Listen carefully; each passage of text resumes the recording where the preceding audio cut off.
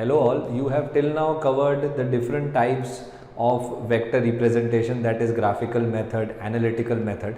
Using these methods you have studied how to find out the resultant, how to find out the subtraction of two vectors, how to find out unit vectors. All these basic things you have seen from the graphical as well as analytical perspective.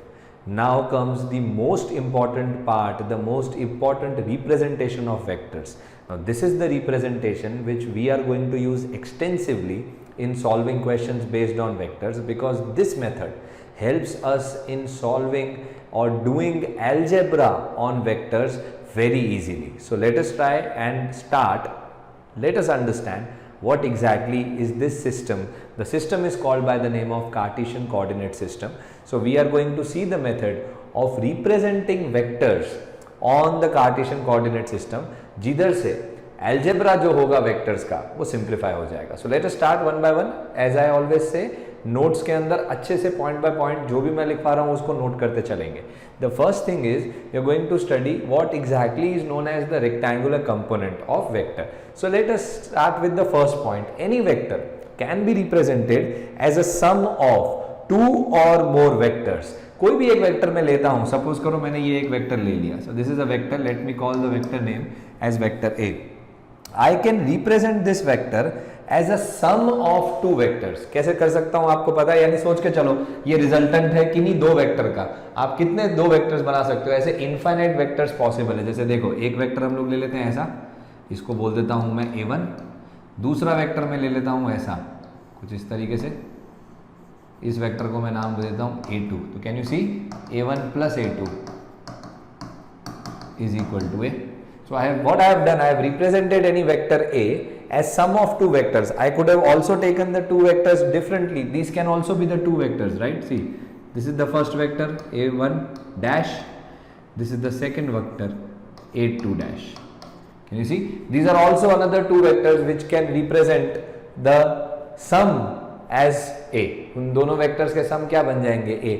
I can like this make multiple vectors, but if I make a vector a and represent vector a by two vectors which are perpendicular to each other, as two vectors which are perpendicular to each other, that is, for example, a vector on the x-axis and a vector on the y-axis, then such components, see these are components, right? These are representing the sum as a. उन vectors को हम क्या बोलते हैं, rectangular component. जैसे देखो ये एक वेक्टर है, अब इसमें मैं कितने तरीके से रिप्रेजेंट कर सकता हूं, तो आंसर है बहुत तरीके से. लेकिन अगर मैं इसको ऐसे ब्रेक करूं, एक वेक्टर ऐसा बनाऊं और दूसरा वेक्टर ऐसा बनाऊं, तो ये वेक्टर जो है, सपोज करो इस वेक्टर को मैं लिखता हूं ax, इस वेक्टर को मैं लिखता हूं ay, तो a is equal to ax plus ay. These type of components, ये components हुए इस वेक्टर के, they are called as the rectangular components. क्या बोलते हैं इनको हम, rectangular components. So again I'll repeat that you can always represent vector as a sum of two or more than two vectors. More than two vectors भी कर सकते हो ना. आप कैसे कर सकते हो, देखो सपोज करो ये वेक्टर a है, आप भी मेरे साथ ड्रॉ करो, खुद सोचो. सपोज करो ये वेक्टर a है, तो तीन वेक्टर बना के दिखाता हूँ आपको, बहुत सिंपल है. सपोज करो एक वेक्टर ऐसा ले लेते हैं a1, दूसरा वेक्टर ऐसा ले लेते हैं a2, और तीसरा वेक्टर यहाँ ले लेते हैं a3. पढ़ा था ना लॉ ऑफ पॉलीगॉन, देखो a1 plus a2 plus a3 कितना है, वेक्टर है. So like this I can represent a vector as a sum of multiple vectors.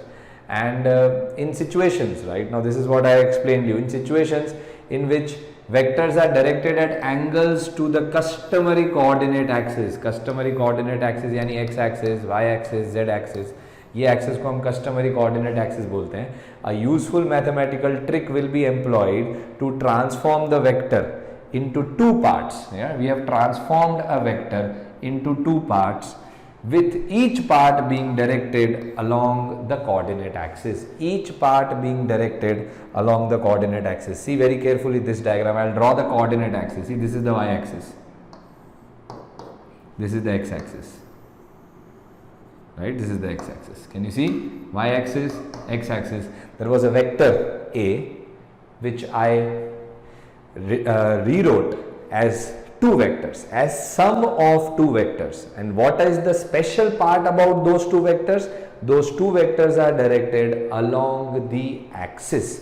Yani first vector is directed along the x axis, second vector is directed along the y axis. I hope you remember I had told you that you can move the vectors from one place to another. So this vector can be taken from here and it can be drawn like this. So this is nothing but vector ay. Can you see? This is ay vector, this is ax vector. So whenever you do that, right, whenever you do that, then such components, these two components are called rectangular components. You cannot call these components as rectangular components. आप इधर नहीं बोल सकते a1 plus a2, a1 और a2 rectangular components. देखो rectangle की खासियत होती है दोनों right angle पे होते हैं, इसलिए रेक्टेंगल बोलते हैं उसको. उसी तरीके से अगर दो वेक्टर्स जिसका आपने सम दिखाया है, अगर वो दोनों राइट एंगल पे है तो वो रेक्टेंगुलर कंपोनेंट्स है, नहीं तो वो रेक्टेंगुलर कंपोनेंट्स नहीं है. So these are not rectangular components that I have drawn here, these are rectangular components. So this is what you need to learn, how to resolve, how to put a vector into its rectangular components. This is what we are going to study in this class. It's a very important class. For example, take an example, a vector that is directed towards northwest, a vector that is directed towards northwest. Please recall what exactly was northwest meaning. तो northwest का मतलब क्या होता था? north और west के direction के बिल्कुल बीच में. तो ये होता है आपका west इस तरफ, ठीक है, ये है आपका नॉर्थ. तो नॉर्थ वेस्ट वेक्टर कैसा दिखेगा? तो एकदम बीच से निकलेगा, यानी 45 डिग्री में निकलेगा. सपोज ये एक वेक्टर है हमारे पास, ये वेक्टर जो है ये नॉर्थ वेस्ट का वेक्टर है. इस वेक्टर को हम कैसे रिप्रेजेंट कर सकते हैं? हम सोच सकते हैं it is made up of two parts, a northward part and a westward part. यानी आपको सपोज करो मैं बोलता हूँ नॉर्थ वेस्ट जाना है, तो एक तो है कि आप सीधा नॉर्थ वेस्ट चले गए, ये आपका ओरिजिनल वेक्टर. एक और तरीका है ना, पहले आप वेस्ट जाओ फिर आप नॉर्थ जाओ, तो भी आपका डायरेक्शन क्या हो जाएगा? North west. तो यानी मैंने क्या किया, नॉर्थ वेस्ट वाले वेक्टर को दो वेक्टर के सम की तरह रिप्रेजेंट कर दिया. कौन से दो वेक्टर के सम है?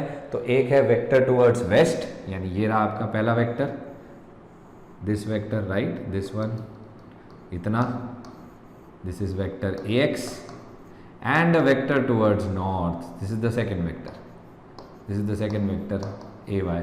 Yani basically vector a, which was a vector in northwest direction, has been represented as a vector in west direction plus a vector in north direction. समझ में आया किस तरीके से रिजोल्यूशन होता है? पहले बेसिक को समझ लो यार. मतलब क्या करना है हमको, जब भी एक वेक्टर गिवन होगा हम उस वेक्टर को रिजॉल्व करेंगे, इसको रिजोल्यूशन बोलते हैं. रिजॉल्व करेंगे, कहाँ पे रिजॉल्व करेंगे? एक्स एक्सिस पे, वाई एक्सिस पे. कभी कभी एक्स एक्सिस वाई एक्सिस की जगह हम डायरेक्शंस में क्या यूज़ करते हैं? North, south, east, west. तो उन डायरेक्शंस पे रिजॉल्व करेंगे. बट रिजॉल्व करने का रीज़न है कि हमें वेक्टर जो भी एक्सिस पे नहीं है, देखो एक्सिस पे ये अगर एक वेक्टर ऐसा सीधा है एक्सिस पे, तो हमारे लिए अलजेब्रा ऑफ वेक्टर्स करना इजी हो जाएगा. अगर वेक्टर वाई एक्सिस पे है तो भी हमारे लिए अलजेब्रा करना इजी हो जाएगा. लेकिन अगर वेक्टर ना तो एक्स एक्सिस पे है ना तो वाई एक्सिस पे है, यानी वेक्टर ए ये ना तो एक्स एक्सिस पे है ना तो वाई एक्सिस पे है, तो इस वेक्टर को हमको रिजॉल्व करना पड़ेगा इनटू टू वेक्टर्स.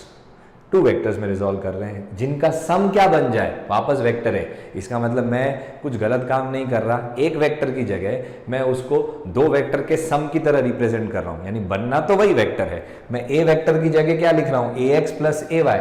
आप ए एक्स वेक्टर को ए वाई से ऐड करो तो बनना तो वही वेक्टर है ए, बस रिप्रेजेंटेशन बदल दिया. क्यों बदला? क्योंकि जब भी हम अलजेब्रा ऑफ वेक्टर्स करेंगे, मल्टीप्लिकेशन करना है, एडिशन करना है, सब्ट्रैक्शन करना है, जब भी हम अलजेब्रा ऑफ वेक्टर्स करेंगे, एक्स एक्सिस वाले वेक्टर वाई एक्सिस वाले वेक्टर्स को अगर हमारे पास हैं तो हमारा काम आसान हो जाता है. लेकिन अगर वेक्टर ना तो एक्स एक्सिस पे है ना तो वाई एक्सिस पे है, तो उन वाले वेक्टर्स के लिए कार्टेशियन सिस्टम को रिजॉल्व करके काम आसान करने के अलावा हमारे पास कोई ऑप्शन नहीं है. ऐसे अलग अलग इंक्लाइंड वेक्टर्स अगर हमारे पास होंगे तो हम अलजेब्रा ऑफ वेक्टर्स नहीं कर पाएंगे. इसीलिए पॉइंट को अपने दिमाग में बिठाओ कि हर एक वेक्टर जो पूरा एक्स एक्सिस पे नहीं हो या पूरा वाई एक्सिस पे नहीं हो, तो उस वेक्टर को हम एक्स एक्सिस का एक कंपोनेंट बनाएंगे, वाई एक्सिस का एक कंपोनेंट बनाएंगे, सच दैट उन दोनों कंपोनेंट्स को जब हम ऐड करें तो हमें हमारा ओरिजिनल वेक्टर मिल जाना चाहिए. इससे क्या हो जाएगा? हमारे कैलकुलेशंस, हमारा सॉल्विंग सिंप्लीफाई हो जाएगा. This is what the purpose is. So that is what has been written. So if I am given a direction of north west, I can not take that vector is north west because it is at some angle inclined to the axis. So what I will do is I will take its two components. I will take the first component which is directed towards the west direction, take the other component which is directed towards the north direction, and the addition of these two vectors yani ax and ay will give me nothing but the resultant will give me nothing but the vector in northwest direction, right? So these are the things that we need to keep in mind. So be very clear how to understand in which way you are supposed to resolve vectors. I hope you have noted down all the points. I'll move to the next slide. Now rectangular components of vectors, जैसा कि मैं अभी समझा चुका, any vector directed in two dimensions can be thought of as having influence in two different directions. जैसे कि क्या मतलब है स्टेटमेंट का समझने की ट्राई करते हैं. आप देख सकते हैं यहाँ पे एक डॉग है और इस डॉग से एक चेन कनेक्टेड है और आप उस चेन से डॉग पर फोर्स लगा रहे हो. ठीक है, आप ऐसे फोर्स लगा रहे हैं. अब आप देखो ये फोर्स जो है ना, ये फोर्स इंक्लाइंड है, ना तो एक्स एक्सिस पे है. देखो अगर ये एक्स एक्सिस है और ये वाई एक्सिस है, तो ये ना तो एक्स एक्सिस पे है ना तो वाई एक्सिस पे है, इंक्लाइंड है. ठीक है, तो अब अगर हम इस वेक्टर को ऐसे लेने जाएंगे तो बहुत डिफिकल्ट है हमारे लिए काम करना. तो हम क्या करेंगे, we will think of it as made up of two different parts. It will have two parts. क्या पार्ट्स लेंगे? Each part of a two dimensional vector is known as component. So rather than taking this as one force, मैं ले लेता one force, लेकिन problem क्या है, ये angle पे है. तो मुझे क्या करना पड़ेगा, इस एक फोर्स को दो कंपोनेंट में रिजॉल्व करना पड़ेगा. और हर एक कंपोनेंट जो है, एक कंपोनेंट कहाँ पे होगा, एक्स एक्सिस पे, एक कंपोनेंट कहाँ पे होगा, वाई एक्सिस पे. तो ये रहा देखो एक कंपोनेंट, ये यहाँ से ऐसे खींच रहे हो ना, तो एक आप ऐसे पुल करो और दूसरा ऐसे ले लो. तो ये वेक्टर प्लस ये vector is equal to the resultant vector F. समझ में आया? तो दो कंपोनेंट कैसे बनाएंगे, तो ये रहा एक कंपोनेंट, देखो ये कंपोनेंट जो है ये है एफ एक्स, दूसरा कंपोनेंट क्या है, ये कंपोनेंट है एफ वाई. इन दोनों कंपोनेंट को अगर आप ऐड कर दोगे, वेक्टोरिकली ऐड कर दोगे, मेथड सीखा है ना लॉ ऑफ पैरेललोग्राम, ऐसे कर दो. देखो ये पैरेललोग्राम बना दो और ये बन गया आपका resultant. This is nothing but the original force F. जो ओरिजिनल में फोर्स लग रही थी वो वही है, बस हमने क्या किया है, we have thought of it as having two parts. अब देखो यार, हम हमेशा सोचते हैं कि सर कोई भी एक चीज को दो पार्ट में क्यों कन्वर्ट कर रहे हैं. Again I am repeating, x पे डालोगे, वाई पे डालोगे, काम आसान हो जाएगा.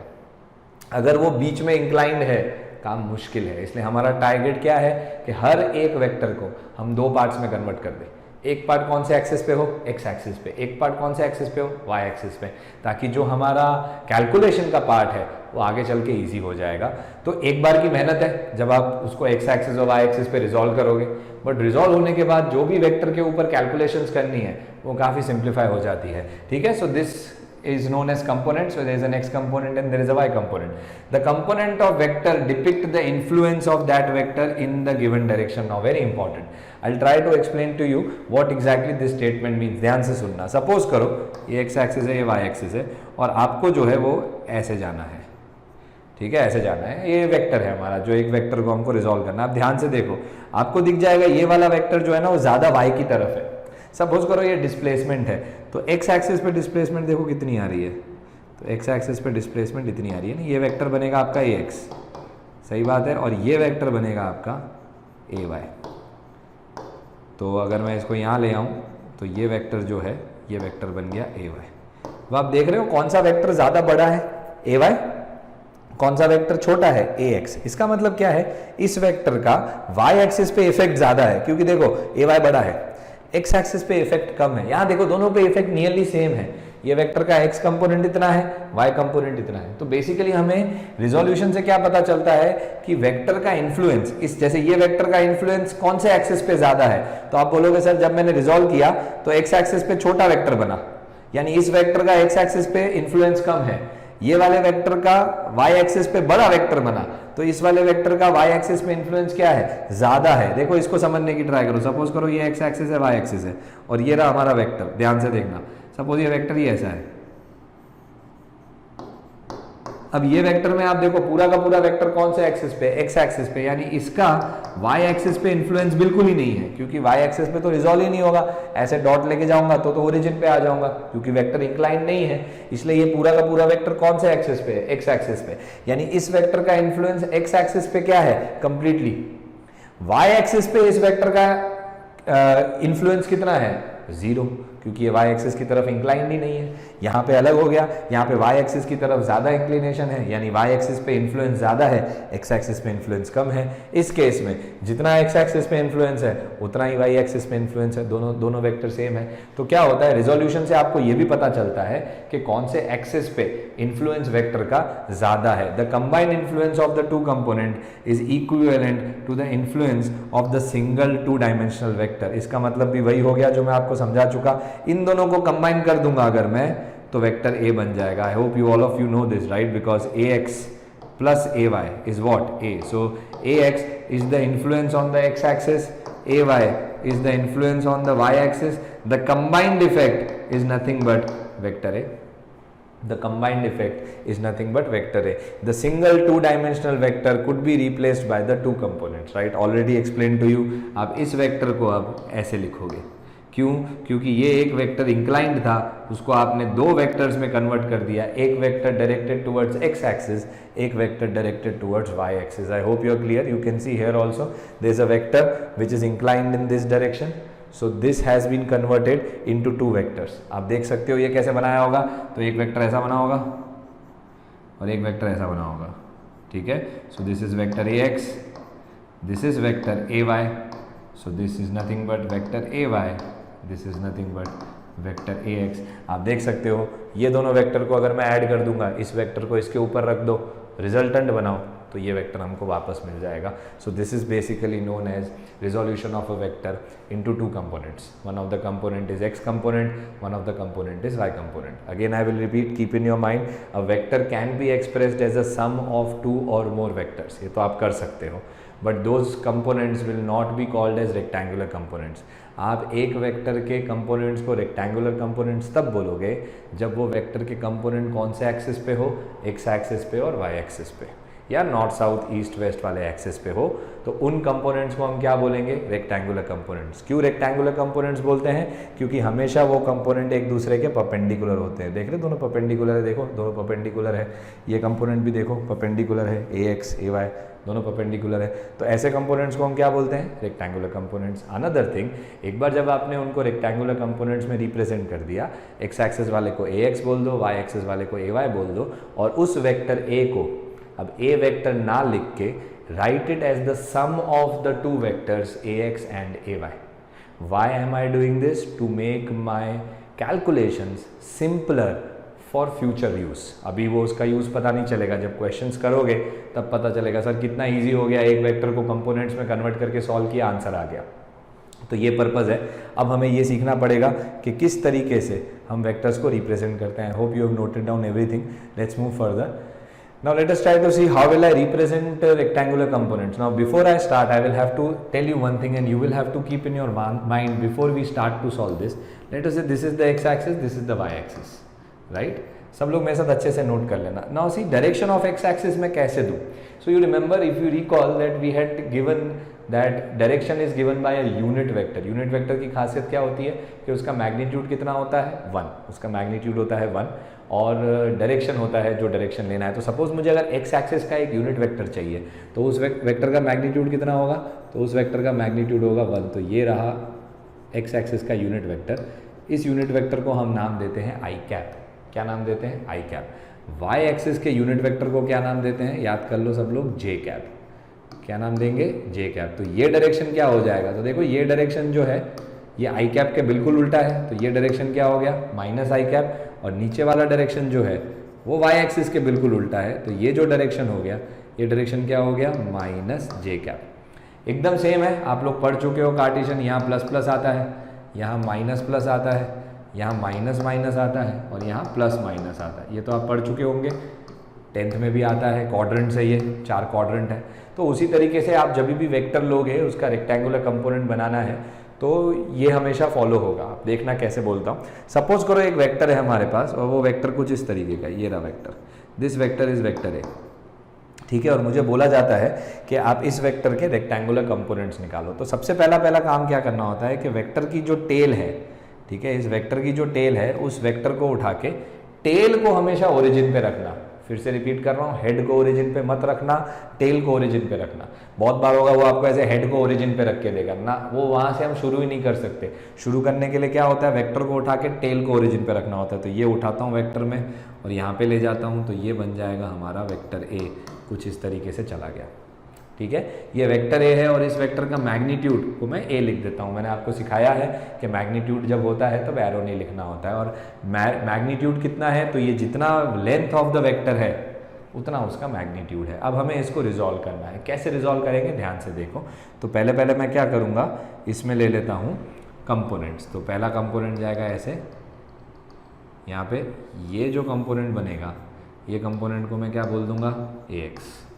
आया समझ में? और दूसरा वेक्टर बनेगा ये वाला ऊपर की तरफ, है ना, ax प्लस ay। सिखाया ना आपको। इस वेक्टर को y एक्सिस पे लेके चलते हैं, थोड़ा ऐसे ले आते हैं, यानी ये ऐसे कर सकते हैं, ये डॉटेड लाइन बना दो, तो ये बन गया हमारा दूसरा वेक्टर, यानी ay वेक्टर। यहाँ तक तो सबको समझ में आ गया, सिंपल सी चीज़ है। अब क्या होगा, आपको x एक्सिस के साथ का इंक्लिनेशन पता होगा। सपोज करो x एक्सिस के साथ का इंक्लिनेशन जो है वो है थीटा। मैं थीटा लेता हूँ इस इंक्लिनेशन को, let us say that this angle is theta. Okay, now what happens in case if I want to find out, और let us take this angle is alpha. मैं अल्फा लेता हूँ, ठीक है, तो इसको मैं अल्फा बोल देता हूँ। ये वेक्टर अपना ए वेक्टर है, ठीक है। सपोज करो ये एंगल अल्फा है। Now keep in mind alpha is the angle with the x axis. X axis के साथ के एंगल को मैंने अल्फा लिया ना। If you see very carefully then how will I write vector A. So you already seen vector A will be written as A x plus A y. See very carefully, very important step that is coming now. तो अब मैं क्या करूँगा, vector A को क्या लिखूंगा, आप देखो ये जो लेंथ है ना, ये लेंथ कितनी है, ये लेंथ कितनी है। तो ये लेंथ आप देखो, अगर इस लेंथ को मैं बोल देता हूँ ax, ये लेंथ को मैं क्या लिख देता हूँ ax, ठीक है।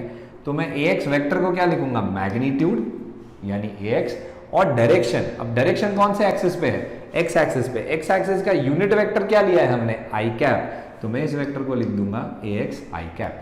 समझ में आ रहा है? देखो मैंने आपको सिखाया था एक वीडियो में प्रीवियस में कि vector is given by its magnitude and direction. तो ये पूरा वेक्टर था, इसकी जगह मैंने क्या लिख दिया, मैग्नीट्यूड। मैग्नीट्यूड यानी ये लेंथ, इतनी लेंथ। सपोज ये O है, ये X है, ये Y है, ये Z है। तो हमारा वेक्टर क्या है, OZ। हमारा वेक्टर क्या है, OZ वेक्टर है। तो OX की जो लेंथ है, ये तो हम लेंथ निकाल लेंगे ट्रिग्नोमेट्री से, मैं आपको करके दिखाता हूं अभी। ये OX की जो लेंथ है वो ये AX है, that is AX. Now since I had written a vector here, so vector requires magnitude and direction. So magnitude I have taken as AX. Direction I know it is on the X axis, positive X axis. So I have written I cap. अगर यही vector यहाँ कहीं पे होता, यहाँ कहीं पे, तो जब इसका कंपोनेंट लेता तो डायरेक्शन माइनस आई कैप होता, तो यहाँ पे माइनस आता। अभी हमारे को बेनिफिट क्या है, हम फर्स्ट क्वाड्रेंट में है, तो जो फर्स्ट क्वाड्रेंट में एक्स का कंपोनेंट होगा वो भी पॉजिटिव आएगा, y का कंपोनेंट जो है वो भी पॉजिटिव आएगा। तभी मैंने आपको बोला ये वाली चीज़ का सिग्निफिकेंस, आप जब कंपोनेंट्स निकालोगे तो आपको पता चलेगा। ay को क्या लिखूंगा सिमिलरली, तो ay का मैग्नीट्यूड ay है, डायरेक्शन क्या है, तो y एक्सिस की डायरेक्शन है, पॉजिटिव y एक्सिस की डायरेक्शन है, इसलिए j cap. So I have represented my vector a as the sum of two vectors ax i cap plus ay j cap. I can call them as two vectors, ax is this vector, ay is this vector, or I can call them as the components of a.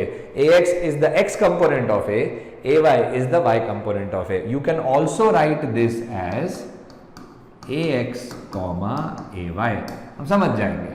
अगर आपने ax ay लिख दिया, ऐसा आप 10th में करते थे ना 3,4, तो अगर वेक्टर्स में आपने 3,4 कर दिया तो हम समझ जाएंगे आपका मतलब है 3i कैप यानी 3 units on the x axis, 4j cap यानी 4 units on the y axis. ये रहा हमारा वेक्टर। समझ में आ रहा है? जैसे ax i कैप यानी ax unit on x axis, ay j cap यानी ay units on y axis, this is your vector. So this is how you represent vector in terms of its x and y component. I hope you are clear. Very important. This is how you note. But now what if I know the magnitude of the vector, I know the angle with x axis. So how can I find out ax and ay? So it is very simple by using trigonometry. See, again I am going to draw the diagram. So let us say this is a, and the angle with the x axis is, let us say, alpha. So what I want the x component. So मैं इसको नीचे लेके आऊँगा, यानी ये बन गया, मैंने जैसे वहाँ पे भी लिखा है x और ये है o और ये वाला जो टर्म है ये है y। तो अब मुझे OX चाहिए, तो OX निकालने के लिए मैं क्या करूँ, ये AX है, समझ में आ रहा है आपको, ये AY है। मैं लेंथ लिख रहा हूँ अभी वेक्टर्स की, ये लेंथ कितनी है, A लेंथ है, ये एंगल अल्फा है।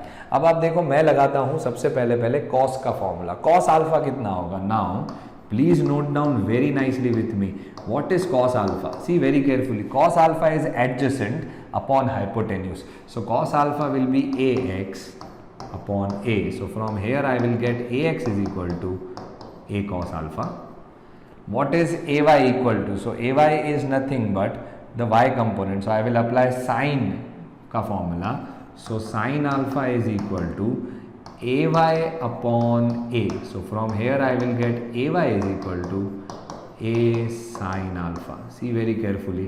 These are the value of x component and y component. So I will rewrite vector A as A cos alpha I cap plus A sin alpha j cap. This is how you are going to resolve a vector. एक vector को resolve करना है x component और y component में, तो ये x component की value, ये y कंपोनेंट की वैल्यू। अब मैं आपको इस वैल्यू को याद रखने की टेक्निक सिखाता हूँ, ध्यान से देखना। क्या करने का, सपोज आपको ये, तो आपने एक वेक्टर दे दिया आपको, तो आपको ये तो पता है कि ये वाला कंपोनेंट x है, ये वाला कंपोनेंट y है, तो आप निकाल लोगे, डायग्राम तो बना लोगे। अब हर बार ट्रिग्नोमेट्री लगा के नहीं करेंगे, लॉजिक याद रख लो। ये वेक्टर है, इसके दो कंपोनेंट है, ए है x कंपोनेंट, एक है y कंपोनेंट। ध्यान से, ये x ये y। जब आप x कंपोनेंट ले रहे हो, आप सोचो ये वेक्टर को आप ऐसे नीचे लेके जा रहे हो तो x कंपोनेंट बन रहा है, और ये वेक्टर को आप ऐसे पीछे लेके जा रहे हो इस तरफ, तो ये y कंपोनेंट बन रहा है, बरोबर। जब भी आप जो भी कंपोनेंट लेके जा रहे हो, उस कंपोनेंट को लेके जाते समय अगर आपने एंगल को टच कर दिया, जैसे देखो आप यहाँ पे हो, अब जब आपको x कंपोनेंट लेना है तो आप ऐसे जाओगे, ऐसे जाने के टाइम पे एंगल टच हो जाएगा ना आपसे, क्योंकि जब ये रास्ते पे जाओगे तो बीच में एंगल आएगा, तो जब एंगल टच हो जाए तो कॉस होता है वो। तो क्या कर दोगे, सपोज ये a है, तो ये नीचे गए, कॉस अल्फा, यानी ये वाला वेक्टर जो है या ये वाली लेंथ जो है ये कितनी होगी, a कॉस अल्फा। जब आप ऐसे कंपोनेंट लेने गए, ऐसे कंपोनेंट लेने गए, तो ऐसे करने में एंगल टच हुआ क्या, एंगल टच नहीं हुआ, तो जब एंगल टच नहीं हुआ तो वो कंपोनेंट क्या हो गया, a sin अल्फा। यानी जब भी taking the component you touch the angle और you cut the angle, angle हाथ में आ गया या एंगल टच हो गया, तो वो कंपोनेंट को याद रख लो कौन सा होता है, कॉस कंपोनेंट। और अगर अगेंस्ट द एंगल जाते हो, यानी जब एंगल टच ही नहीं होता, तो उसको हम क्या बोलेंगे, साइन अल्फा। तो मैं स्टूडेंट को हमेशा याद रखता हूँ कंपोनेंट दो तरीके के होते हैं, एक होता है विथ द एंगल, एक होता है against the angle. With the angle component है तो कॉस अल्फा यानी एंगल के साथ, अगेंस्ट द एंगल कंपोनेंट है तो साइन अल्फा। तो उस वजह से क्या होगा, ये जो पार्ट मैंने किया है ना इतना, ये वाला पार्ट, ये आपको याद रखने की जरूरत नहीं पड़ेगी, नहीं तो हर बार ट्रिग्नोमेट्री लगा के निकालना पड़ेगा, x कंपोनेंट क्या है, y कंपोनेंट क्या है। तो याद रख लो, with the angle cos component, against the angle sine component. So very important, please note down this very nicely. किस तरीके से एक वेक्टर के हमने दो कंपोनेंट निकाले और उन कंपोनेंट्स की वैल्यू क्या होगी, a cos alpha and a sin alpha. This is how you do. Now suppose this just an example that I will give you and you try to solve it on your own. I will give the final answer. आप solve करना, pause कर देना, मैं जैसे ही question बनाता हूँ solve करके आप चेक कर लेना जो आंसर आपने लिखा है और मैं जो बताता हूँ आंसर वो मैच होता है कि नहीं होता है। सपोज करो एक वेक्टर ऐसा है, ऐसा, और ये एंगल है थीटा। चलो अब आप मुझे बताओ दो कंपोनेंट कैसे बनेंगे। मैं यहाँ पे फाइनल आंसर लिखता हूँ, आप भले मेथड बाय मेथड जाओ, मैं फाइनल आंसर लिखता हूँ, चेक कर लेना आपका आंसर मैच होता है कि नहीं होता है। Final answer will look like this.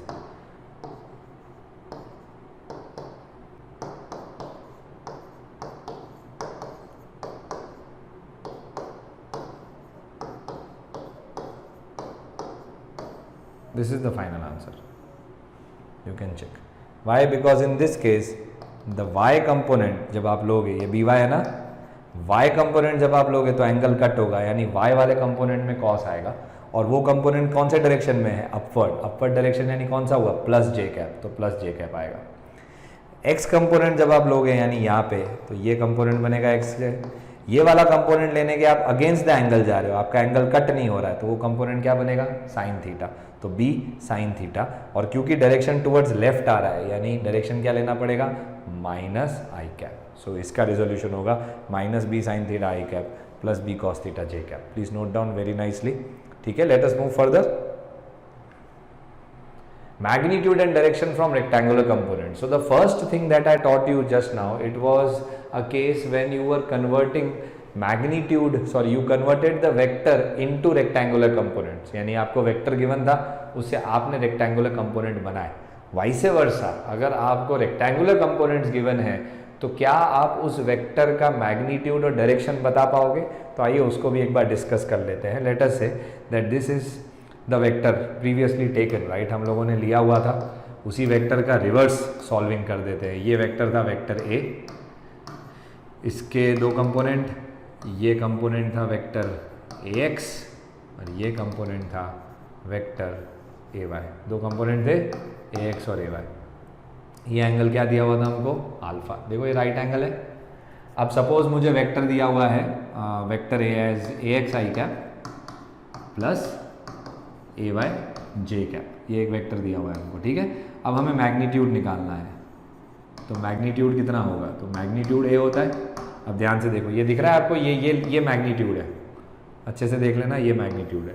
ठीक है, ये मैग्नीट्यूड है. मैग्नीट्यूड कितना है? ए मैग्नीट्यूड. इस ट्राइंगल को देखो, ये ट्राइंगल में लगाते हैं हम पाइथागोरस. पाइथागोरस लगाने का मतलब क्या होगा? आप देखो, तो पाइथागोरस लगाओगे तो हाइपोटेन्यूस का स्क्वायर यानी A square is equal to base का स्क्वायर परपेंडिकुलर का स्क्वायर. यानी अगर आपको वेक्टर में से मैग्नीट्यूड निकालना है तो ए x square plus A y square कर दोगे तो आपको वेक्टर का मैग्नीट्यूड मिल जाएगा. For example, suppose you are given a vector A equal to 3i cap plus 4j cap. Suppose करो ऐसा उसने वेक्टर दिया आपको 3i cap plus 4j cap. इसका मतलब क्या है, मैं आपको समझाता हूँ. 3i कैप यानी वो क्या बोल रहा है कि आप एक्स एक्सिस पे 3 यूनिट जाओ, यानी ये रहा आपका 3i कैप. समझ में आया? y एक्सिस पे 4 यूनिट जाओ तो 1 2 3 4, ये रहा 4j कैप. समझ में आया? दिस इज नथिंग बट 1 2 3 4, ऐसे 1 2 3 4 4 यूनिट जाओ तो ये पहला वेक्टर प्लस दूसरा वेक्टर, तो ये बन गया हमारा वेक्टर ए. ये हमारा वेक्टर है. दिख रहा है? ये वेक्टर है. अब इस वेक्टर का मैग्नीट्यूड कितना होगा?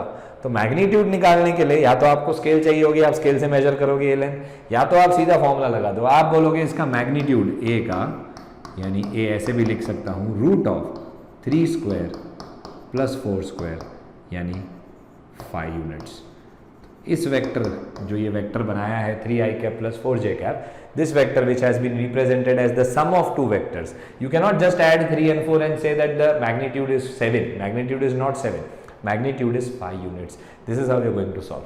So 3i cap plus 4j cap, it gives you 5 units. This is the magnitude. So I hope you remember the formula. Please keep in mind, whenever you are given a Cartesian system में एक vector दिया हुआ है, उसका magnitude निकालने के लिए कुछ इस तरीके से करोगे. इसी तरीके से सपोज करो अगर वेक्टर ऐसा होता दूसरा 3i cap minus 4j cap, तो इसका मैग्नीट्यूड कितना होता? तो इसका मैग्नीट्यूड आता 3 का स्क्वायर प्लस माइनस 4 का स्क्वायर, यानी ये भी 5 आता.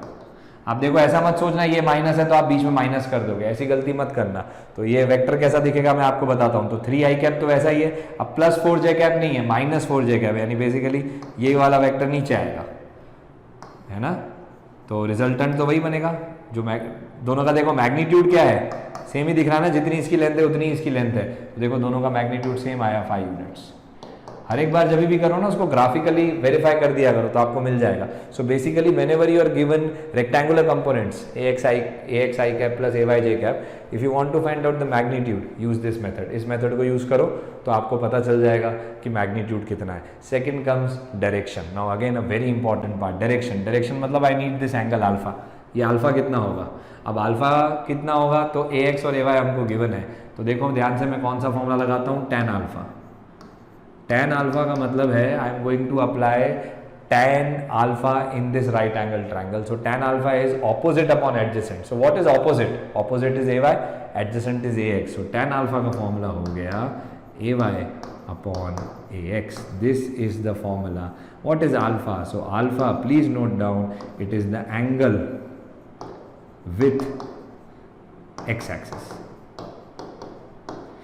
It is the angle with x-axis. आपको समझ जाने का कौन सी x-axis, पॉजिटिव x-axis या नेगेटिव x-axis, कैसे पता चलता है?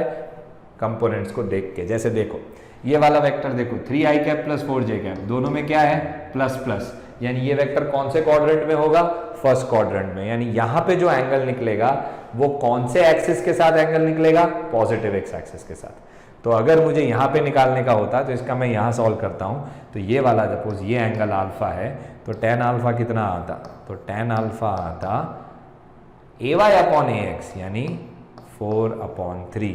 टेन अल्फा 4/3, अल्फा की वैल्यू होती है इस केस में 53 डिग्री। ये आप धीरे धीरे याद हो जाएगा, बहुत इंपॉर्टेंट एंगल है 4/3। टेन अल्फा इक्वल टू 1 होता है तो 45 होता है, ये 1 से बड़ा है तो वो एंगल 53 होता है। आपने अभी तक नहीं पढ़ा है बट धीरे धीरे विद टाइम आपको आ जाएगा।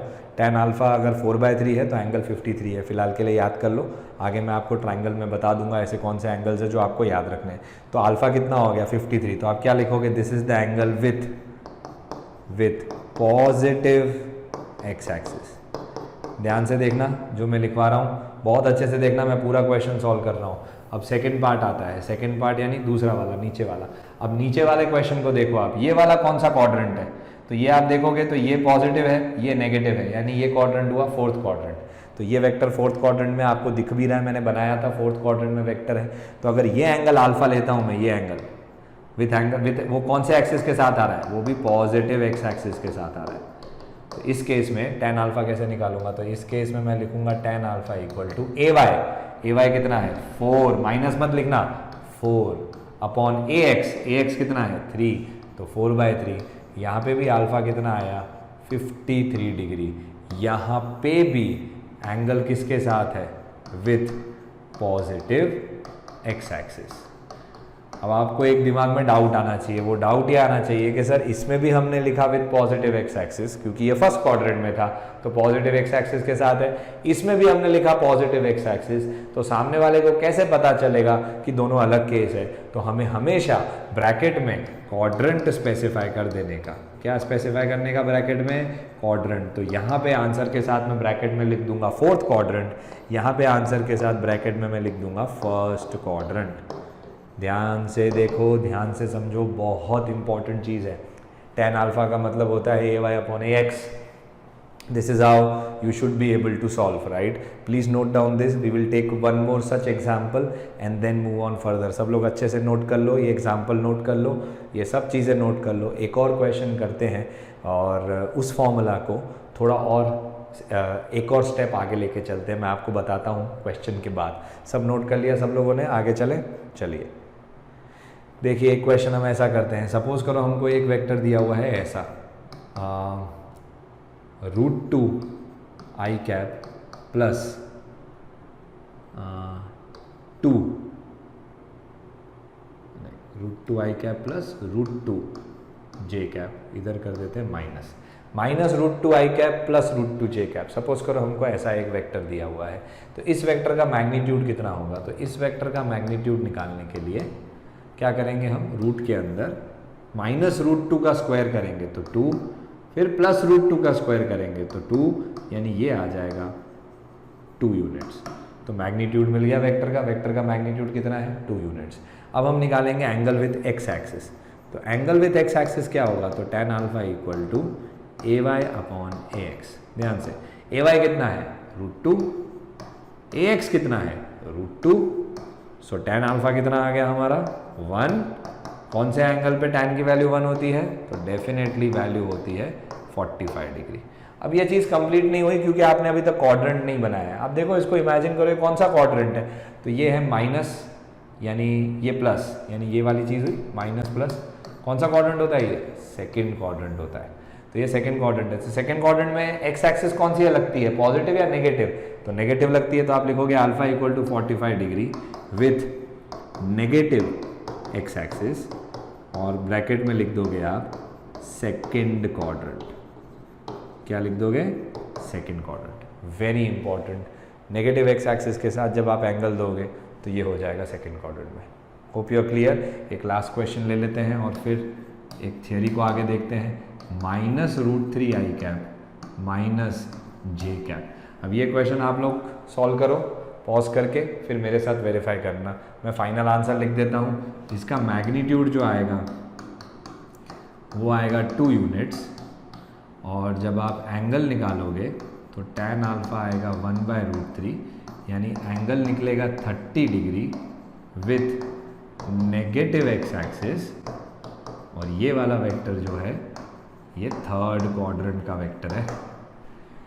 चाहो तो वेक्टर बना भी लो तो आपको थोड़ा आइडिया आ जाता है। जैसे देखो ये क्या है, -√2i कैप, यानी इतना -√2i कैप, और +√2j कैप, यानी यहाँ से ऊपर +√2j कैप, यानी ये बन गया आपका रिजल्टेंट वेक्टर है। दिख रहा है ना सेकंड क्वाड्रेंट में। ये वाला वेक्टर देखो कैसे बनेगा, -√3i कैप, यानी -√3i कैप कुछ ऐसा होगा, -j कैप, यानी नीचे जाना पड़ेगा, -j कैप, तो कुछ ऐसा होगा। तो ये बन गया आपका रिजल्टेंट। अब ये वेक्टर b है, आप देख सकते हो ये वेक्टर कौन से क्वाड्रेंट में है, थर्ड क्वाड्रेंट में। ये एंगल कितना होगा, 30 डिग्री। समझ में आया? तो कुछ इस तरीके से क्वेश्चन को सॉल्व करना होता है। अब आते हैं कुछ स्पेशल केस पे। स्पेशल केस का मतलब क्या है कि कभी कभी जो हम पढ़ते हैं एकदम वैसा एग्जैक्टली स्ट्रेट फॉरवर्ड ना पूछ के थोड़ा घुमा के हमको क्वेश्चन पूछा जाता है। कैसे पूछा जाता है मैं आपको बताता हूँ। आप देखो, सपोज करो ये वेक्टर आपको दिया हुआ है, वेक्टर ए। अब मैं आपको सब शॉर्टकट्स भी दे देता हूँ याद करने के लिए। जैसे मैंने आपको बताया था कि अगर आपको ये याद नहीं रहता कि कौन सा कॉस है कौन सा साइन है, तो हमेशा याद रखो अगर आप एंगल के साथ जाते हो तो कॉस है, अगर एंगल के अगेंस्ट जाते हो तो साइन है। ठीक है, उसी तरीके से मैं आपको एक और चीज़ दिखा देता हूँ। ये वाला कंपोनेंट AY, ये वाला कंपोनेंट AX। ठीक है, अब आपने पढ़ा tan अल्फा का फॉर्मूला क्या था, तो tan अल्फा का फॉर्मूला मैं यहाँ लिखता हूँ। tan अल्फा का फॉर्मूला है ऑपोजिट यानी AY अपॉन एडजेसेंट यानी AX। ठीक है, अल्फा क्या है, तो alpha is angle with x axis. ठीक है, ये बहुत सिंपल है, ये फॉर्मूला हमने अभी पढ़ा हुआ। अब मैं आपको दूसरा एक एग्जांपल देता हूँ। अभी क्या होता है फिजिक्स में, वेक्टर का एंगल हमेशा x एक्सिस के साथ गिवन हो ऐसा ज़रूरी नहीं है। सपोज करो ये एक वेक्टर है, वेक्टर A। अब इस केस में हमको एंगल जो है ना वो y एक्सिस के साथ गिवन है। बहुत बार ऐसा होता है ना, जैसे अम्ब्रेला पकड़ते हैं तो अम्ब्रेला का जनरल एंगल वर्टिकल के साथ निकालते हैं कि बारिश के एंगल के साथ कितने एंगल पे हमने छतरी को रखा है, ग्राउंड के साथ नहीं निकालते। तो बहुत बार क्या होता है angle with y axis given होता है, तो बात कोई फर्क नहीं पड़ता, अपन तो डायग्राम एकदम वैसा ही बनाएंगे और आप ट्रिग्नोमेट्री लगा के निकाल ही लोगे। जैसे ये ax है तो इसके बिल्कुल ऊपर वाला पार्ट ये भी ax होगा, ये yx है, ay है, तो ये वाला पार्ट भी कितना होगा ay है ना, ये ax है ऐसा। ठीक है, अब tan बीटा देखो कितना होगा, tan बीटा, तो tan बीटा का फॉर्मूला ध्यान से देख लो। tan बीटा क्या होगा, तो ऑपोजिट यानी ax अपॉन एडजेसेंट यानी ay। तो tan बीटा में बीटा क्या निकाला हमने, तो beta is angle with y axis. बरोबर है, ध्यान से देख लो, it is nothing but the angle with y axis. तो tan बीटा ये निकल गया। तो अब क्या याद रखना है हमको, अगर एंगल विथ x एक्सिस पूछा है तो tan alpha equal to ay/x, where alpha is the angle with x axis. जो अभी तक मैंने किया हमेशा x एक्सिस का देता। देखो जब तक नहीं देगा तब तक तो मैं यही करूंगा, बट कभी कभी क्या होता है वो क्वेश्चन में पूछता है हमको एंगल x एक्सिस के साथ नहीं चाहिए, y एक्सिस के साथ चाहिए। तो बहुत बच्चे अपना दिमाग लगाते हैं, बोलते सर ऐसे भी तो कर सकते हैं, अल्फा निकाल के 90 में से सब्ट्रैक्ट कर देंगे तो ये एंगल मिल जाएगा जो कि होगा 90 माइनस अल्फा, जिसको हम बीटा बोल रहे हैं। तो एकदम सही है। जैसे सपोज करो ये 30 आ गया तो ऑटोमेटिकली ये 60 हो गया, वो गलत नहीं है। लेकिन डायरेक्ट फॉर्मूला भी तो याद रखो। डायरेक्ट फॉर्मूला क्या करना है, अगर y एक्सिस के साथ निकालना है एंगल तो tan beta equal to ax/ay है। अब याद रखने की टेक्निक देता हूं, जैसे मैंने आपको कंपोनेंट लेने की टेक्निक दी। कंपोनेंट अगर विथ द एंगल जा रहा है तो cos, अगेंस्ट द एंगल जा रहा है तो साइन। यानी कंपोनेंट लेने के टाइम पे अगर आपका एंगल कट होता है तो उसके साथ cos थीटा लिख दो, अगर आपका एंगल कट नहीं हो रहा है तो उसके साथ sin थीटा लिख दो। ये एक शॉर्टकट याद है। दूसरा शॉर्टकट देता हूं, अगर x एक्सिस के साथ कंपोनेंट लेना है तो सॉरी x एक्सिस के साथ एंगल लेना है तो x एक्सिस का कंपोनेंट नीचे आएगा। यानी देखो tan अल्फा निकालना है और अल्फा क्या लिया आपने, एंगल विथ x एक्सिस, तो ay अपॉन ax। अगर आपको एंगल विथ y एक्सिस निकालना है तो y एक्सिस वाला कंपोनेंट नीचे आएगा, तो फॉर्मूला तो वैसे ही रहेगा tan वाला, यानी tan beta equal to ax upon ay। यानी जिस भी एक्सिस के साथ एंगल निकालना होता है वो वाला कंपोनेंट डिनोमिनेटर में आता है, याद कर लो, इस चीज को दिमाग में बिठा लो। इसीलिए मुझे कभी भी ये चीज रटने की जरूरत नहीं पड़ती, ना डायग्राम बना के देखना पड़ता है। देखो डायग्राम बना के तो आप निकाल ही लोगे, लेकिन निकालने का टाइम नहीं मिलता, दिमाग में रखना होता है कि अगर मुझे x एक्सिस के साथ एंगल निकालना है तो tan alpha equal to ay/ax, और अगर y एक्सिस के साथ एंगल निकालना है तो tan beta equal to ax/ay। जिसके साथ भी एंगल निकालना है वो हमेशा किस में आता है, देखो y एक्सिस के साथ एंगल निकाला तो डिनोमिनेटर में ay, x एक्सिस के साथ एंगल निकाला तो डिनोमिनेटर में x। तो ये दो शॉर्टकट्स जो बोल रहा हूं मैं, आप याद रख लेना, आपको बहुत काम आएगी, ठीक है। I hope you clear, I hope you have noted it down. One more last thing, that is sometimes magnitude निकालना is very tedious. I will take an example so you will understand it better. For example, I have been asked to find out the magnitude, something like this. Let us try to solve this question, and in this question, for a change, we will take the angle with y-axis. So it will be a bit different for us to solve, right? So first of all, the thing comes the magnitude of the vector. Now, if I want to find out the magnitude of vector, you will realize that I will have to first of all do this. 22 का square plus -22 root 3 का whole square. सो bit tedious, right? 22 का square करूं पहले, फिर उसको 3 से multiply करूं। तो ऐसा मेथड नहीं करने का जब आपको कुछ वेक्टर में से कॉमन निकलता हुआ दिखता है। इस वेक्टर में से क्या कॉमन निकल रहा है? तो इस वेक्टर में से कॉमन निकल रहा है 22। तो निकालो 22 को बाहर और बाकी रिमेनिंग वेक्टर को एज इट इज लिख दो।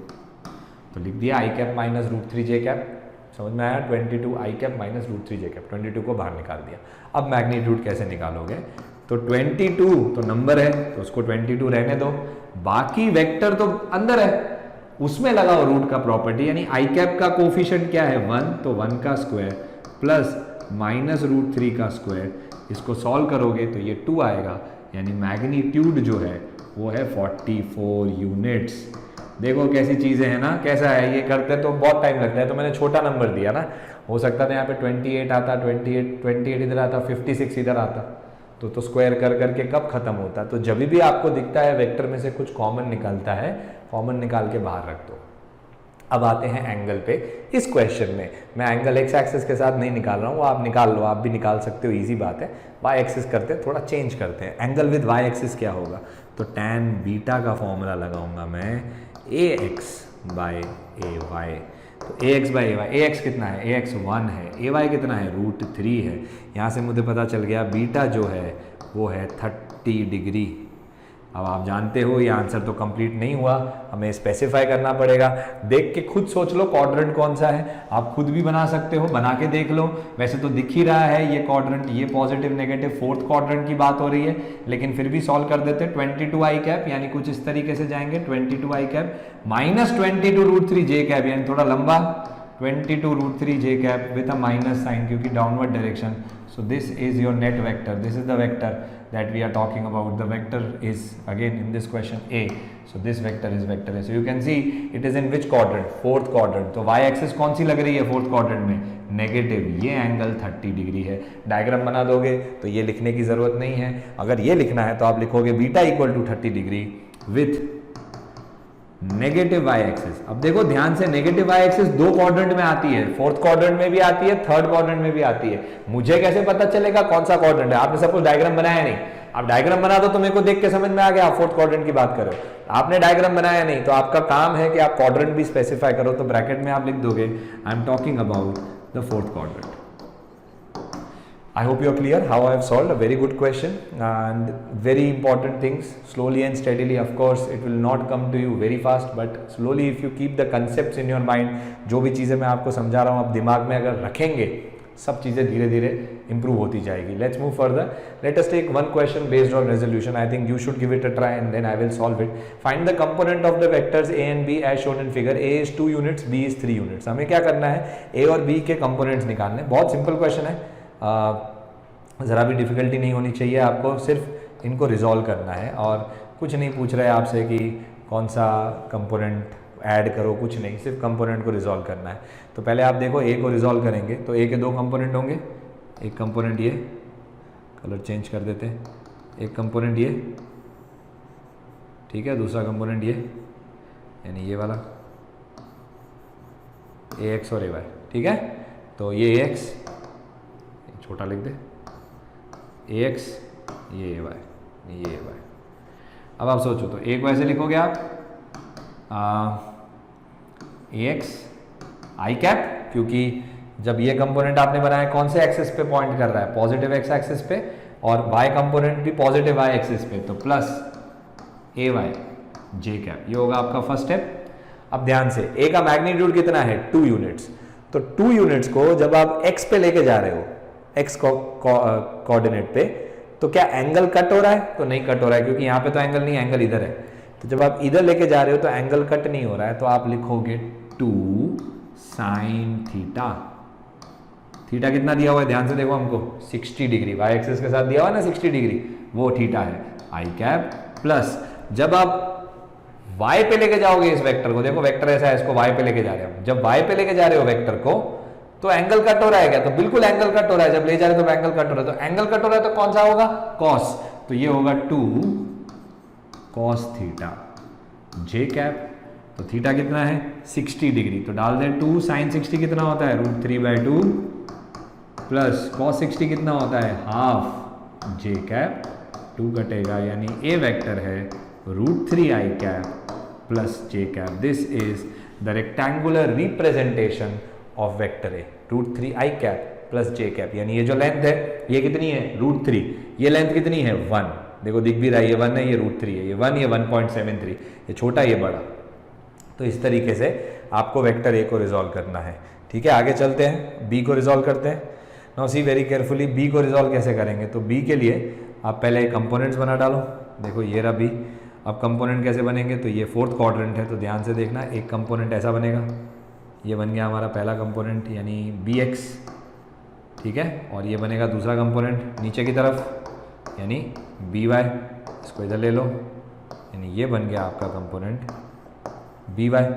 तो कैसे लिखोगे इसको आप ध्यान से देखो, तो b वेक्टर को आप लिखोगे bx आई कैप, क्योंकि पॉजिटिव डायरेक्शन में पॉइंट कर रहा है, by कहाँ पॉइंट कर रहा है? नेगेटिव y एक्सिस पे, तो माइनस by जे कैप। ये बन गया अपना पहला स्टेप, आई होप आपको समझ में आ गया। और देख के ही पता चल रहा है ये वेक्टर कौन से क्वाड्रेंट में बनाया हुआ है? 4th क्वाड्रेंट में बनाया हुआ है। तो 4th क्वाड्रेंट में x कोऑर्डिनेट पॉजिटिव होता है, y कोऑर्डिनेट नेगेटिव होता है, ऐसे भी कर सकते हैं। अब आप कंपोनेंट लो, तो आप पहले x की तरफ जाते हैं, तो ये वेक्टर को x पे ले जाओ, तो जब आप x पे ले जाओगे तो एंगल कटेगा, ये वाला बिल्कुल कटेगा, तो x वाले के साथ कौन सा टर्म आएगा? cos, यानी b का मैग्नीट्यूड कितना दिया हुआ है 3 यूनिट्स, तो दिस इज 3। तो 3 यूनिट के वेक्टर को जब आप x पे ले जाओगे तो एंगल कट रहा है, एंगल कट रहा है यानी cos कंपोनेंट लोगे 3 का, यानी ये बनेगा 3 टाइम्स cos 45 bx और साथ में आई कैप, माइनस जब आप इस 3 के वेक्टर को y एक्सिस पे ले आओगे तो एंगल नहीं कटेगा, क्योंकि एंगल तो यहाँ पे है, एंगल नहीं कटेगा, तो एंगल नहीं कटेगा तो ये कंपोनेंट कौन सा बनेगा? साइन कंपोनेंट, तो ये बन जाएगा 3 साइन 45 जे कैप, यानी बेसिकली b बन जाएगा cos 45 1/√2, तो 3/√2 i cap minus 3/√2 j cap. This is going to be the rectangular representation of b. I hope you're clear. This is how you're going to solve questions which are based on converting vectors into rectangular components. तो मैं आपको and में I will give you 2 questions such like these and 2 question reverse, यानी अभी मैं आपको जो बना रहा हूँ वो आप उसका मुझे रेक्टेंगुलर रिप्रेजेंटेशन करके दिखाओगे।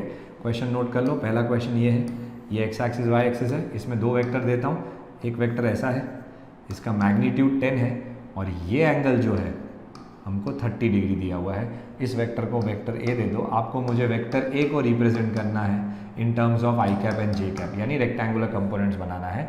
दूसरा वेक्टर जो है, दूसरा वेक्टर कुछ इस तरीके से बनाया हुआ है, ये वेक्टर का मैग्नीट्यूड है 12 यूनिट्स और ये एंगल जो है ये 60 डिग्री है। इस वेक्टर को वेक्टर बी बोल देते हैं, तो आपको मुझे बी का भी रेक्टेंगुलर कंपोनेंट्स बना के बताना है। ठीक है, आप लोग ट्राई करोगे इसको सॉल्व करने का और मैं आंसर आपके साथ ग्रुप पे शेयर कर दूंगा। तो ये हो गया आपका एक क्वेश्चन।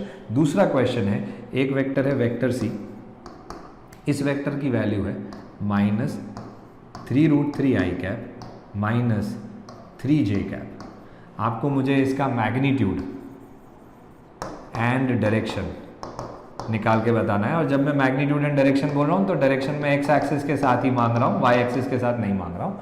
तो मैग्नीट्यूड एंड डायरेक्शन निकाल के बताना है। तो एक वेक्टर ये है, दूसरा वेक्टर डी जो है वो है 16 आई कैप या -16 आई कैप प्लस 16 जे कैप। इसका भी आप करके बताओगे, इसका आंसर भी मैं आपके साथ ग्रुप पे शेयर करूंगा। तो टोटल 4 क्वेश्चन, अगर आपने अभी तक जितना मैंने पढ़ाया है उसको आपको समझ में आ गया है तो ये चारों क्वेश्चंस जो है आप इजीली सॉल्व कर दोगे। एक लास्ट क्वेश्चन मैं आपको देता हूँ, इसके अंदर एक एक क्वेश्चन दोनों में ऐड करता हूँ। एक वेक्टर लेता हूँ ई वेक्टर, वो भी आपको मुझे बताना है ई वेक्टर ऐसा है। ये सबसे सिंपल है और बहुत लोग इसमें बहुत गलती करते हैं। ई वेक्टर ऐसा है, नीचे की तरफ है नेगेटिव वाई एक्सिस पे, और इसका मैग्नीट्यूड ले लो आप 10, ठीक है, ये वेक्टर ई है। आप मुझे इसको रिप्रेजेंट करके बताओगे आई कैप और जे कैप में। और इधर एक और वेक्टर देता हूँ एफ, एफ वेक्टर है सपोज करो -12 आई कैप, इसमें भी आप मुझे मैग्नीट्यूड और डायरेक्शन बताओगे। F is equal to 12 I cap. सबसे ईजी ये क्वेश्चन है ई और एफ, बट बहुत लोग उसमें गलती करते हैं। आप ट्राई करना, इन सभी के आंसर्स जो है मैं आपके साथ ग्रुप पे शेयर करूंगा। So with this we come to an end of the first part. Here I have taught you how to resolve vectors into 2 dimension. In the next video I am going to teach you how to resolve vectors into 3 dimension, which is going to be not very important because we are going to study for the time being motion in plane. तो motion in plane के हिसाब से सिर्फ 2 dimension है, यानी हमारा major काम खत्म हो चुका है। बट 3 dimension हम इसलिए पढ़ाते हैं क्योंकि फ्यूचर में कभी कभी क्वेश्चन में 3 dimension का कंसेप्ट लगे तो वो भी आपसे सॉल्व हो जाए। In case if you get any doubts in anything that I have taught to you till now, you can get back to me and I will try to help you out. Thank you.